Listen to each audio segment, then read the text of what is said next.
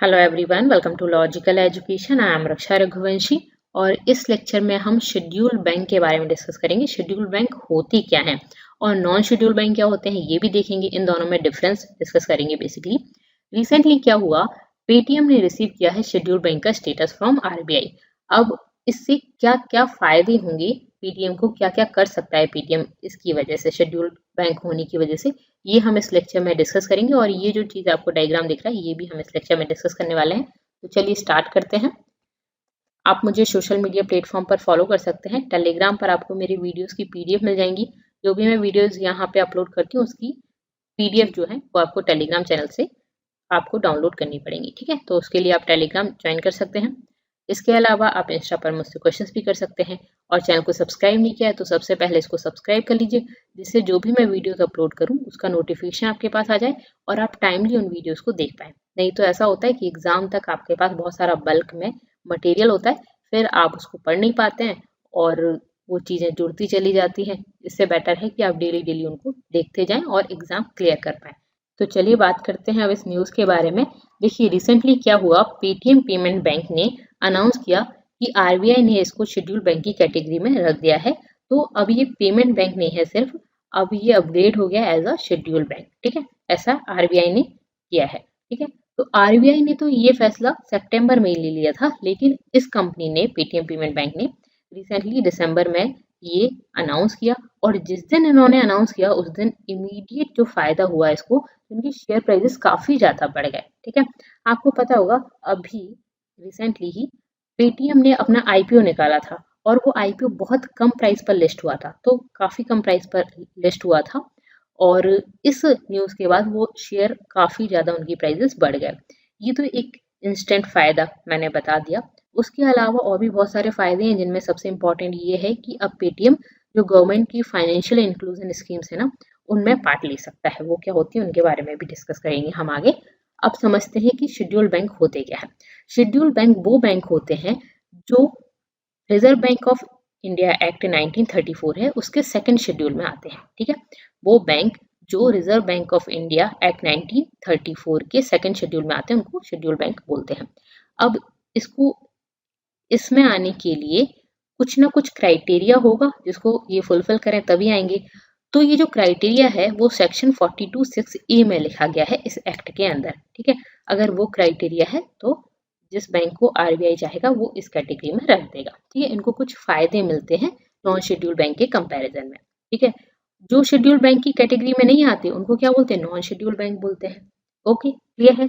अब यहाँ पे क्या हुआ कि अदर पेमेंट बैंक्स भी हैं जो सेकेंड शेड्यूल के अंडर आते हैं, जैसे कि पेटीएम पेमेंट बैंक है इस तरह का, फिनो पेमेंट बैंक है जो इस कैटेगरी के अंदर आता है, इंडिया पोस्ट पेमेंट बैंक जो है वो इसके अंदर आता है। तो ये भी सेकेंड शेड्यूल के अंदर आते हैं। तो ये भी आगे क्या हो गए, जिस तरह से पेटीएम बना है शेड्यूल बैंक, सेम उसी तरह से ये भी शेड्यूल बैंक हो गए।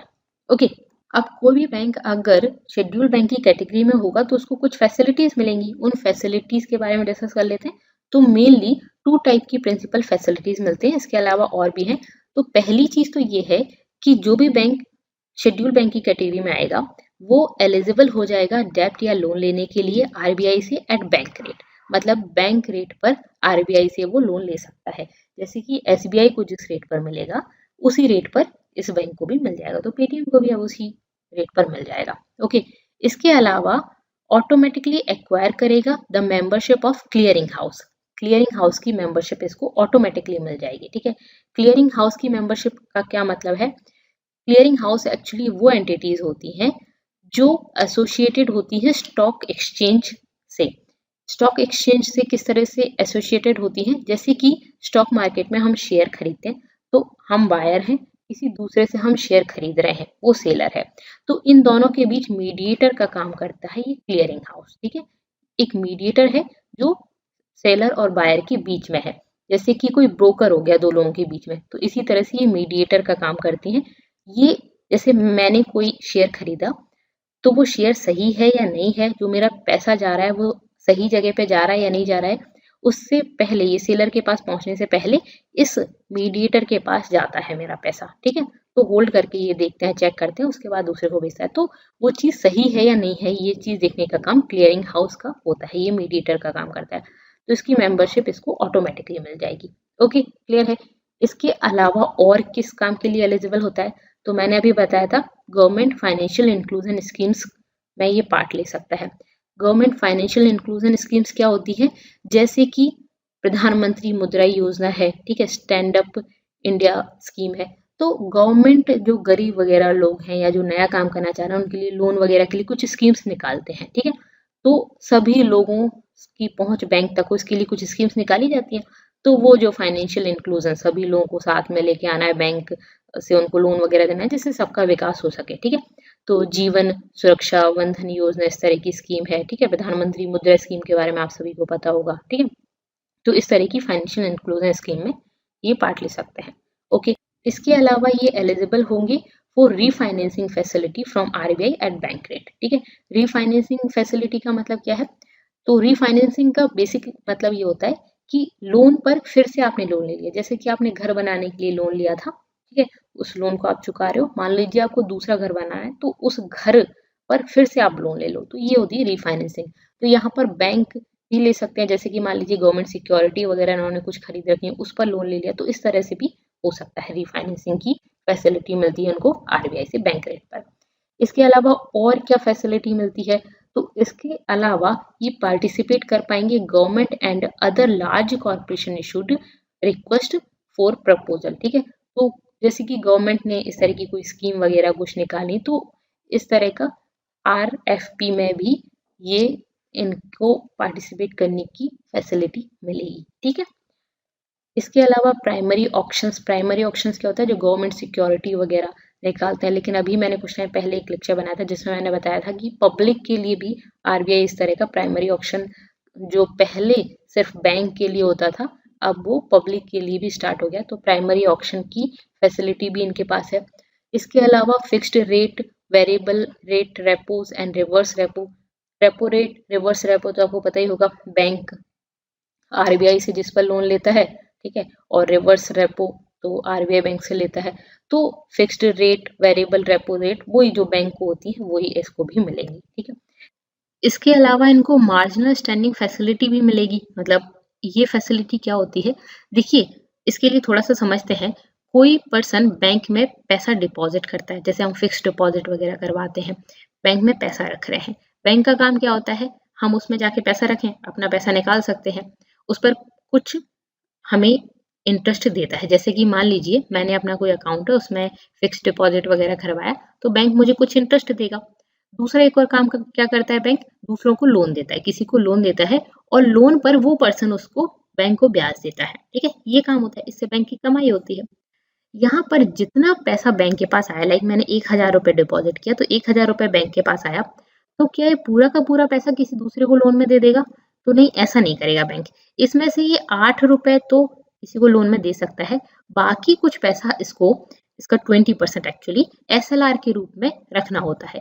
सिक्योरिटी, इससे गोल्ड ले सकता है, लिक्विडिटी के फॉर्म में रखना होता है, गोल्ड ले सकता है, गवर्नमेंट सिक्योरिटी खरीद सकता है। ऐसा क्यों कर सकता है, क्योंकि मान लीजिए कभी ऐसा हो कि बैंक घाटे में चला गया और लोग बैंक के पास आके बोल रहे हैं हमारा पैसा दो, हमारा पैसा दो, तो बैंक क्या करेगा, उस चीज को न्यूट्रल करने के लिए वो पैसा जो है इनको बेच के, ये सिक्योरिटीज वगैरह या गोल्ड वगैरह जो है उनको बेच के आरबीआई को दे के उनसे पैसा ले सकता है, ठीक है। तो बेसिकली यहाँ पर ये जो मार्जिनल स्टैंडिंग फैसिलिटी है, इसमें ये पैसा ले सकता है, लेकिन ये रेपो रेट से ज्यादा इसमें इंटरेस्ट देना पड़ेगा बैंक को।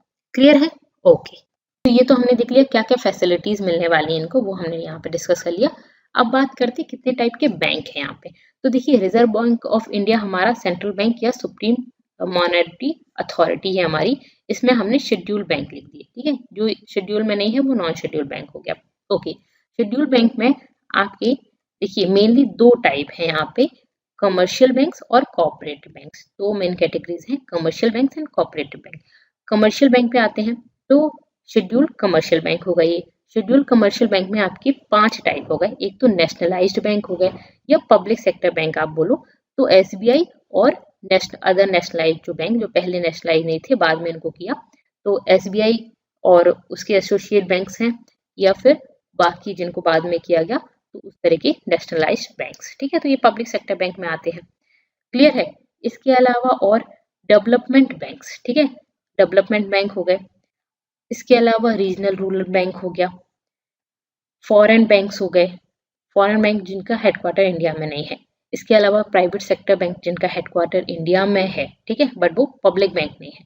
तो private sector bank, old, new, ये इसमें नंबर लिखे गए हैं।